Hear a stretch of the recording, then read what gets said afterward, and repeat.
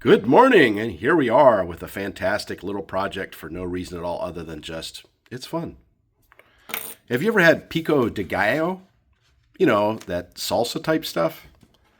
This is not that, but this is a Raspberry Pi Pico. Little embedded system you can use. Kind of fun. Always wanted to, never really spent a lot of time. It's got lots of little pins, all sorts of little things you can do with it.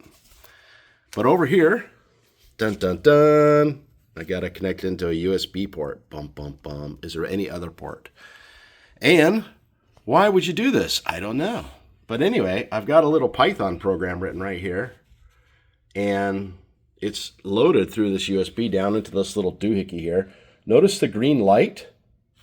Well, with that green light, I can click on a website that says, go off, or go on, or go off. The website kind of looks like this. Light on, light off. Kind of cool. Did I figure out how to do this all myself? Absolutely not. There's a great little page by actually Raspberry Pi themselves. Takes you through step by step. I had this little thing for like 2 years. Been wanting to do this forever. Finally found a few minutes and got her done. Funny thing is, in that 2 years, they've already come out with version 2. This is version 1. But anyway, it still seems to work. This little doohickey here, that's the one in the breadboard kind of thing. Here's one here, just all by itself. So shows you how small it can be. It's got Wi-Fi.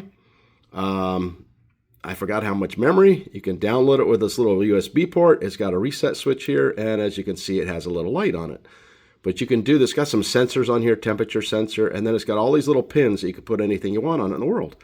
So you can program this sucker, plug it in somewhere for a little power source, which it'll run almost forever on a little tiny lithium-ion battery.